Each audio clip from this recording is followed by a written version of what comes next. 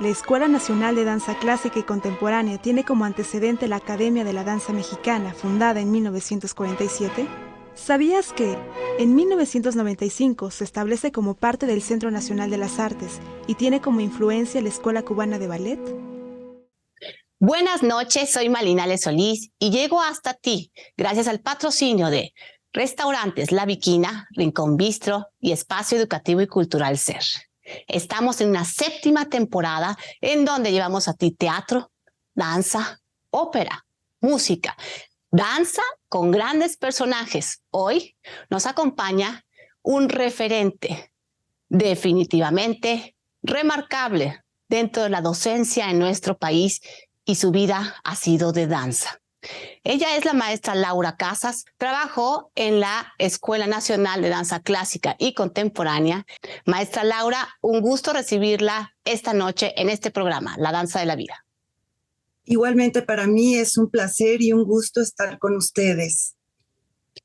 Maestra, hija segunda de 5 hermanos, los cuales 3 de ellas mujeres en algún momento relacionadas con la danza. Usted se acerca a través de una convocatoria que entiendo observa a su mamá a lo que fue la Academia Nacional de la Danza Mexicana o la Academia de la Danza Mexicana.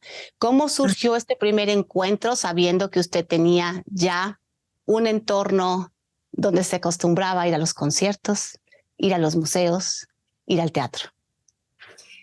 Pues sí, yo desde pequeña tuve a mis padres que estaban muy involucrados en la cuestión de la música, de la ópera, y nos iniciaron tomando clases de español, porque mi padre era español, perdón, y entré a la Academia de la Danza Mexicana a los 8 años de edad, y desde ahí hasta la fecha no he dejado un solo día de pertenecer y de hacer danza en toda mi vida. Que hice toda la carrera de danza clásica y contemporánea, me profesionalicé haciendo mi examen y tuve mi título de maestra y ejecutante de danza clásica y contemporánea en la Academia de la Danza. Sabemos que tuvo un acompañamiento con grandes de la historia de la danza en México.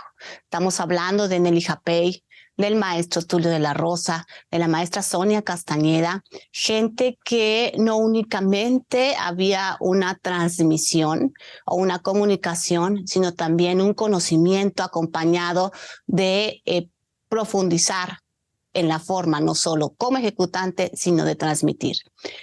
Son personajes que marcan la historia de la danza en México. Así, a grosso modo, de cada uno, estos 3 personajes que le dejan a Laura Casas. Pues me dejan, en primer lugar, una gran enseñanza, porque eran maestros excelentes de técnica, tanto de técnica como de amor a la danza, de toda la cuestión artística. Y me acompañaron durante toda la carrera, asimismo como Fernando Lozano en música, Rocío Sáenz, o sea, grandes también de la música que tuvimos la oportunidad de tener como maestros.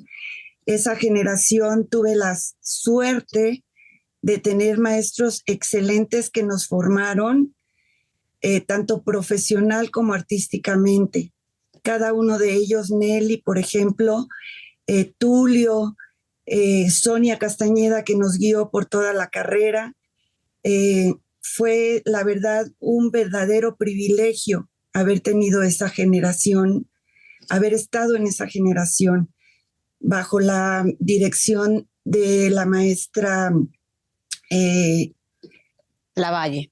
Lavalle, exactamente. Sí. Funda y además es maestra en 1977 lo que fuera el Sistema Nacional para la Enseñanza Profesional de la Danza. Y con ello un poco encauzar hacia la importancia de la estructura, hacia la importancia del análisis, hacia la importancia de tener una ruta definida para realmente obtener resultados.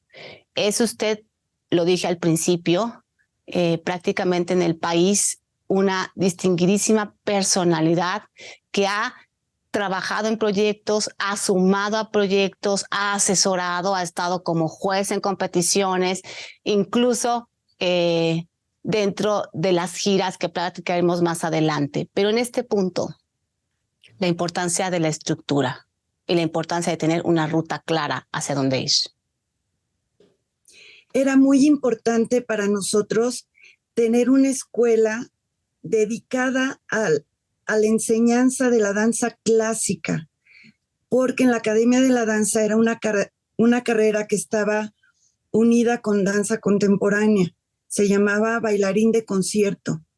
Sí. Nosotros pensamos que era muy necesario profesionalizar la danza clásica en el país, teniendo el intercambio en esa época con la Escuela Cubana de Ballet, sí, donde igualamos el método de enseñanza, que era muy importante que todos los maestros estuviéramos unificados para que de primero a octavo tuvieran el mismo lenguaje los alumnos. Y debido a eso tuvimos muchísimos intercambios con Cuba. Ellos venían, nosotros íbamos, dábamos clases allá, supervisados con el maestro Alonso, con Ramona de Sá, con Aurora Bosch, con Joaquín Manegas, o sea, maestros de primera línea. Entonces se hizo eso, hicimos un sistema y ese sistema tuvo muchos buenos resultados, frutos, sí, como alumnos, como pues la misma Elisa Carrillo, que inició toda su preparación en la Escuela Nacional, después ya fue a perfeccionar todos sus estudios al extranjero, Irma Morales, Laura, Sandra Bárcenas, Raúl, o sea, todos los que fueron ya después principales bailarines fueron formados, sí, con esa metodología y con esa estructura de la Escuela Nacional de Danza. Acaba usted de hablar de una generación, prácticamente Irma Morales, Raúl, Sandra, pertenecen a una generación específica que creo marca un antes y un después dentro de la Compañía Nacional. Asimismo, bueno, mencionó a Elisa Carrillo. ¿Cuál sería, en su opinión, la fórmula, si es que le tendríamos que decir? ¿Son jóvenes talentosos, más buenos maestros, más? ¿Qué requeriríamos para obtener esos resultados? Una excelente preparación, disciplina y tener conciencia de lo que quieren ser verdaderamente y seguir esa línea, y sobre todo trabajo extenuante y muchísima disciplina. Ahora muchos de ellos forman parte de cuerpo docente, mismo en la Compañía Nacional forman algunos, es la plantilla que hace como maestro ensayador. Dentro de este punto, ¿cuál considera Laura Casas en su experiencia que sea la importancia de haber pasado por el proceso ejecutante, es decir, haber sido bailarín y de ahí, digamos, ir migrando hacia lo que fuera la parte docente? Se dice que a veces un muy buen bailarín no por fuerza tiene que ser un muy buen docente, o viceversa. Un muy buen docente no siempre fue el bailarín talentoso nato, sino a lo mejor aquel que con trabajo llegó hasta donde llegó.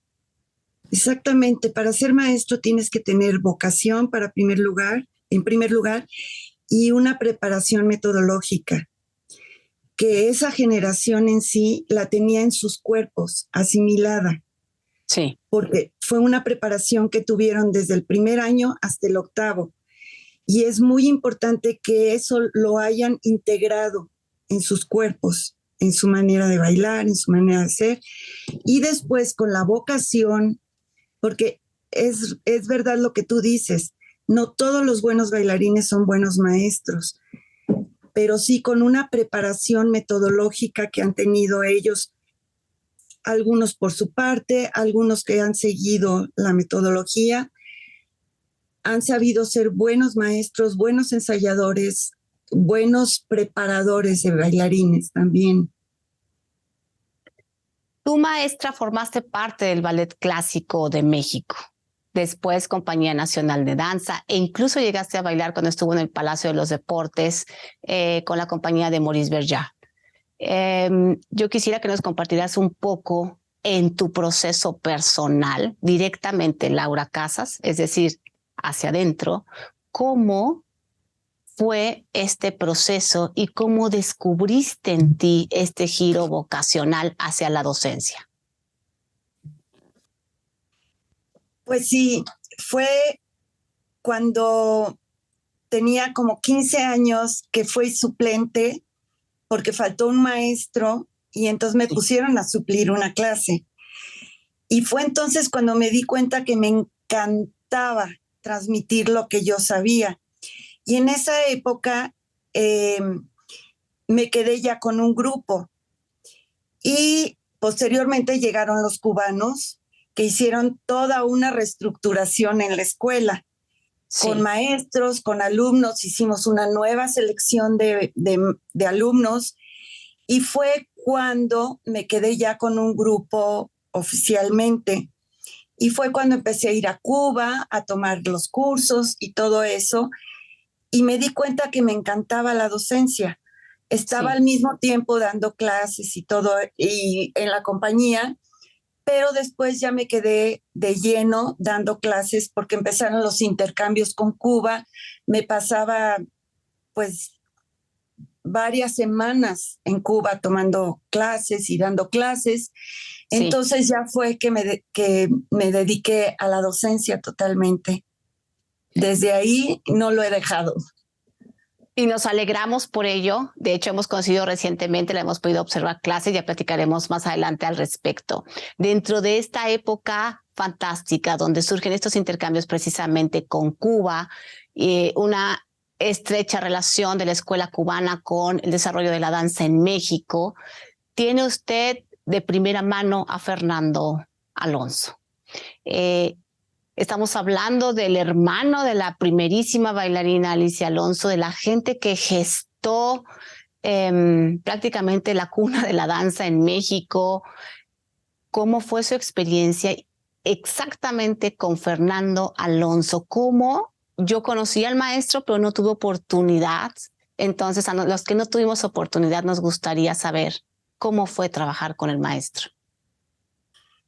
En realidad, lo conocí, empezamos a trabajar, pero la que fue así, la que nos guió de la mano en la cuestión metodológica fue Ramona de Sá, junto con el maestro Fernando Alonso. Sí. Que él lo que hacía era, cuando iba a Cuba, él me evaluaba las clases que daba. Sí. Que era muy fuerte, porque imagínate las evaluaciones con Fernando Alonso, con grupos de bailarines que ya hacían todo en la escuela. Entonces, fue una experiencia muy grata, pero que aprendí muchísimo, pero realmente la que nos llevó de la mano fue Ramona de Sá y Mirta Hermida, que eran con las que teníamos el contacto directo y éramos con las que tomábamos clase, nos revisaban todo eso. Y el maestro Fernando Alonso supervisaba todo eso. Hemos tenido en el programa un programa dedicado a la maestra Ramona de Sá, el cual usted puede acceder y ver de manera gratuita en todas las redes del programa La Danza de la Vida, en los de Hoy Morelos, Dix Televisión y TVO, Televisión Veracruzana. Ojalá que se den la oportunidad de conocer a la quinta joya del ballet cubano, un momento en el cual usted podrá sensibilizarse a su quehacer y a su historia. Maestra Laura, hoy tenemos... cuando uno está en clase, uno marca un ejercicio, uno dicta un ejercicio. Y la importancia del marcaje en la transmisión, incluso en la inspiración. Claro que sí, es muy, muy importante y hacerlo correctamente. Sí, nosotros ya no estamos tan aptos para hacer los ejercicios correctamente. Entonces, yo marco brazos, por ejemplo, y cuando hay un ejercicio en el cual ya los alumnos podrían copiar alguna cosa mal hecha, uso a un alumno para que me ayude a marcarlo. Y ahí lo corrijo y ahí se enteran todos cómo debe ser el ejercicio, la posición correcta de brazos, de piernas, y así lo hacemos ahora.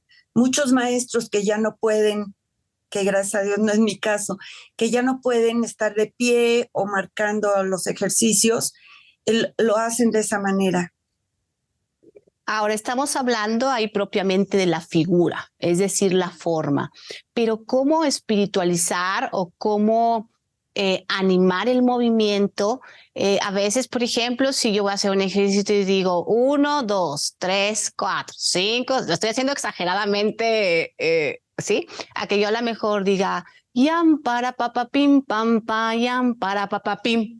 Pam, pam, ya. Entonces, a través a lo mejor de la voz o a lo mejor, no sé, de dar ejemplos, la abeja vuela y entonces cuando vuela se suspende y se queda tomando el polen, no sé, me ocurre ahorita así a bote pronto. ¿Cómo colorizar, cómo espiritualizar? Quizás sea la palabra que mejor encuentro, el movimiento. Yo fíjate que no uso mucho contar con números. Me apoyo muchísimo en la música. Sí. Yo tuve la ventaja de siempre trabajar con pianista. Entonces me apoyaba muchísimo en la música. Uso muchísimo la cuestión de colores, olores, sabores. Con eso los hago sentir muchísimo. Ahora precisamente en Córdoba estuvimos trabajando con eso y los alumnos salían muy felices porque se expandían. No solamente era 1, 2, 3, 4. Les ponía, por ejemplo, Tandeus. Esto es de color azul. Entonces visualizábamos el color azul y me apoyaba mucho con la música también, porque hay que tener muchísimo cuidado en que los alumnos se automaticen, que no escuchen la música. Eso está pasando muchísimo. Entonces, poner mucho hincapié en el uso de la música, ya sea grabada, ya sea con piano, pero poner mucho hincapié en eso, para que por medio de la música se sensibilicen y empiecen a sentir hasta espiritualmente el movimiento. Yo uso muchísimo eso en mis clases. Un maestro se tiene que mantener actual, un maestro se tiene que mantener sensible a los acontecimientos sociales, al acontecimiento personal del individuo. Acabamos de cruzar por una pandemia en donde incluso este factor que habla de la música es mucho más fácil automatizarse si no estamos en contacto. Eso por un lado, preguntarle cómo, digamos, modernizarse, si así le hemos de llamar, ante una situación actual, cómo estar atentos y girar sin perder ese centro, esa información central, pero que definitivamente el entorno está cambiando y uno tiene que virar. Hoy en día, por ejemplo, los niños tienen una amplitud de visión que no tenían probablemente en otro momento porque el desarrollo cerebral se tuvo que, digamos, forzar en alguna forma ante la pandemia. Así es. Hay que, como maestro, como tú dices, prepararse muchísimo, no quedarnos enfrascados en lo que ya aprendimos, en lo que ya supimos y ver clases. Ahora el ballet ha cambiado porque se ha vuelto más virtuoso, entonces la preparación es diferente, inclusive en cuestión de música, ahora se usa música, muchos maestros están usando música popular para hacer sus clases y eso les va abriendo espectros a los niños que no es solamente estar enfrascados en una sola preparación. Sí. Y igual muscularmente también es diferente. Digo, si ves a Pavlova parada de puntas, ahora ves a una bailarina y es totalmente diferente. Y Pavlova era virtuosa en su época, pero ha ido evolucionando todo eso y los maestros tenemos que estar preparados para esa evolución.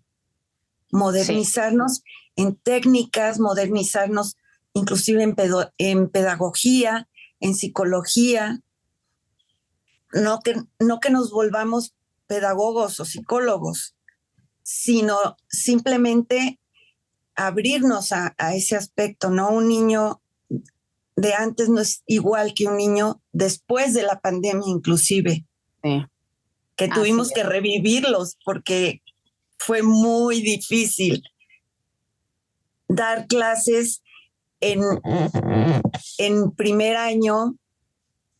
Imagínate, chiquititos que en su vida se habían ni siquiera parado derechitos. Así es. Tener la habilidad para poder hacer eso. Maestra, el transmitir y el inspirar no es lo mismo. No. ¿Cuál sería su opinión? ¿Qué es transmitir y qué es inspirar para Laura Casas? Transmitir un paso o un ballet es técnico. Inspirar va más con la sensibilidad, con el espíritu, con el alma. ¿Sí? Como jurado, porque la hemos visto como jurado y ha participado en diferentes instancias como jurado. Como jurado, ¿cómo encontrar el equilibrio entre lo que le fue transmitido al chico y lo que inspira el chico? Mira, generalmente yo pongo una tabla que pongo logro técnico y un cuadrito donde pongo proyección escénica. Sí. Y en esa proyección escénica calificas todo eso que estamos hablando, cómo lo está, que no es nada más técnico, cómo lo está ejecutando, si lo estás sintiendo. Y otra cosa bien importante que tenemos que tener mucho cuidado ahora es el estilo del ballet que está ejecutando, que no todo es igual. Una vez es campesina, otra vez es contemporánea, otra vez es una princesa, otra vez, y darles el estilo para que ellos, el argumento del ballet es muy importante que lo conozcan, no nada más del video, ponerles la coreografía. Tienen que contar la historia. Tienen que conocer la historia, el contexto social de la época, por qué Giselle era una campesina que se enamora de un príncipe, por qué Suanilda. O sea, cada uno de los personajes, darles exactamente el contexto de la época, y entonces ellos empiezan a sentirse y empiezan a ejecutarlo como es correcto. No nada más que ahora se ve mucho del video copy-paste. Muchas veces lo hacen al revés porque lo ves en el video al revés, entonces les ponen la coreografía al revés. Entonces eso es súper importante, súper importante. Maestra, estos concursos finalmente conectan tiempo más adelante, tiempo más atrás, hacia poder desarrollarte como bailarín en una compañía, a ser visto por el jurado, a ser visto por compañías, a ser visto por directivos. Dentro de esto, tenemos la situación en el país específicamente donde pues hay cuatro compañías y a veces hay muchos bailarines. Y entonces estos muchos bailarines, algunos con más talento, otros desarrollando un poco más el talento.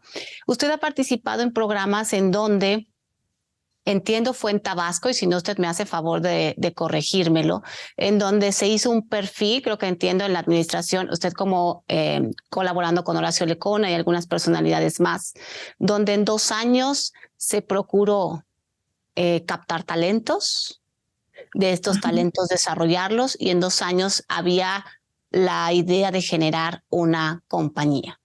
¿Cómo hacer que estas compañías sean rentables? Porque bailarines y talento hay. Docentes mexicanos con capacidades y serios hay. Pero ¿por qué no se llega a una sustentabilidad de las compañías en México? En primer lugar, no tenemos un apoyo del gobierno. No hay un apoyo a este aspecto porque se van por otras situaciones y por otras cosas. En Monterrey, por ejemplo, se ha podido gracias al patronato que existe, que Sí. apoyan de alguna manera. En Tabasco no hubo ese apoyo, que aunque se trató, pero no se pudo. Pero tenemos bailarines de esa generación que están bailando en el extranjero, que bailan en la Compañía Nacional de Danza. O sea, sí fructificó todo ese trabajo. Entonces, el hacer una compañía es muy difícil en nuestro país porque no hay apoyo. Básicamente no hay un apoyo que sustente el pagar bailarines, el pagar coreógrafos, el pagar inclusive zapatillas, vestuario, todo eso es costosísimo. Sí. Y la iniciativa privada realmente no tiene capacidad para hacer eso tampoco.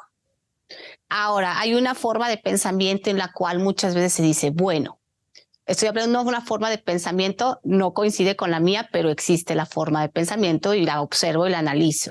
Entonces, esta forma de pensamiento es: tú tienes un bailarín en el cual unas zapatillas te cuestan X cantidad, pero su viaje te cuesta otra cantidad, pero su alimentación otra cantidad, más su hospedaje otra cantidad, igual a X cantidad de dinero. Pero yo tengo un pueblo el cual tengo N cantidad de personas que a lo mejor no tienen para comer o no tienen para X o Y cosa. Y entonces, de alguna manera, se pierde este valor del artista y todo lo que suma a la sociedad y lo que suma en la transformación esencial de la comunidad. Y entonces se va, digamos, por la base primaria. ¿Cómo podríamos implementar la valorización del arte en México? Me la pones muy difícil. Yo, como tú, no estoy de acuerdo en esa forma de pensamiento, porque yo creo que el arte es muy importante para sensibilizar a un pueblo. Sí. Es una parte súper importante y tan importante como comer, por supuesto. Sí. Pero si tú no sensibilizas a un pueblo en cuestión de arte, en cuestión de que vean cosas, inclusive el ballet folclórico, que también han reducido muchísimo todos sus apoyos y todas sus necesidades. Sí. Es muy difícil sin un apoyo gubernamental, digamos. Y tampoco estoy de acuerdo con que todas esas partidas y todas esas cosas se vayan para alimentar, para dar, porque tampoco es cierto. Tampoco es cierto. Sí, habría también que hacer puntualizar diferentes países alrededor del mundo que han apostado por la cultura, como lo es Cuba, definitivamente, como lo es Gustavo Dudamel, por ejemplo. Estamos hablando de sudamericanos que han hecho una diferencia y que entonces esto que parece que se soluciona de manera inmediata también decae de manera inmediata, porque no prevalece ese valor que agrega la cultura. Dicen por ahí que si quieres conocer a un pueblo, conozca su cultura. Exactamente. Entonces, sería un puntual, y lo pregunto porque tuvo una coordinación nacional de danza, porque ha estado junto a destacadísimas personalidades y esta visión incluso más global desde otros puntos, como puede ser una coordinación nacional, era para nosotros vital escuchar su opinión. Por otro lado, he estado en Ars Tempo a estas producciones inigualables. He tenido el gusto también de tener a la maestra Arcelia de la Peña en el programa. Y para mi generación fue descubrir el mundo de la danza porque pues muchos no teníamos en ese momento la posibilidad de viajar o la economía para decir quiero ver al Bolshoi Ballet o al Kirov Ballet. Y entonces hacíamos un esfuerzo y juntábamos nuestro dinero. Y yo me acuerdo que yo decía, yo voy en primera fila, cuésteme lo que me cueste, yo quiero verlo de cerca porque me sale mucho más barato que ir a Rusia definitivamente.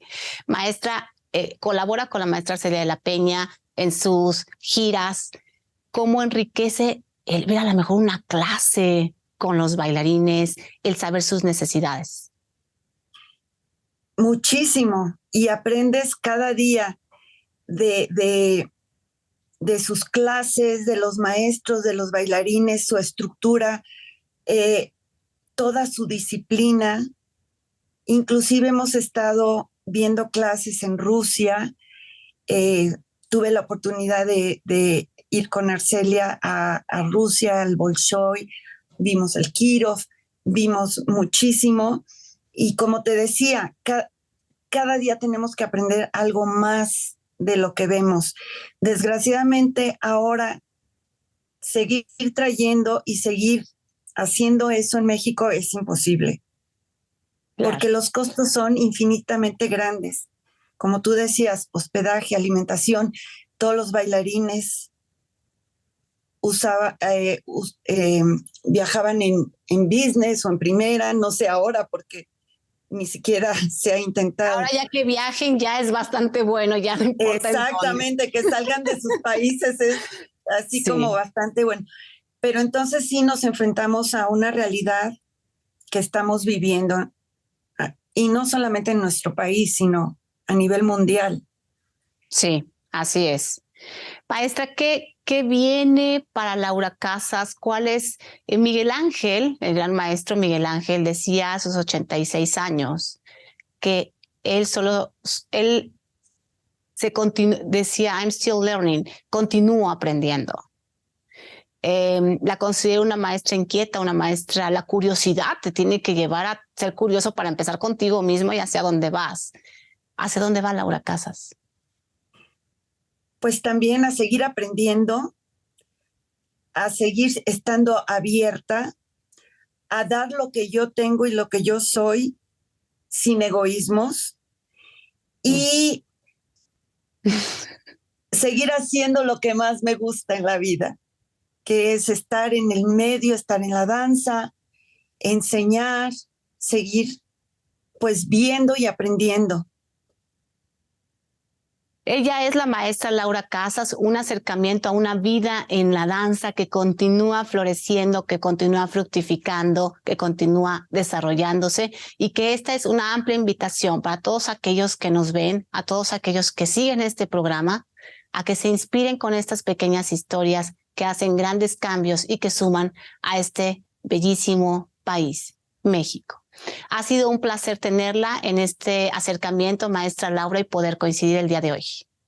El placer es para mí, muchísimas gracias y me encanta la labor que estás haciendo. Muchas gracias, maestra. Todos juntos estamos haciendo. Tú al estar hoy aquí en este programa, tú que nos ves, tú que nos escuchas, ya tienes otra información, ya conoces un poquito más del gran personaje que tuvimos hoy. Síguenos, tenemos nuestras cuentas y nos puedes ver siempre. Está abierto para ti, Cultura para Todos. Muy buenas noches y gracias por acompañarnos.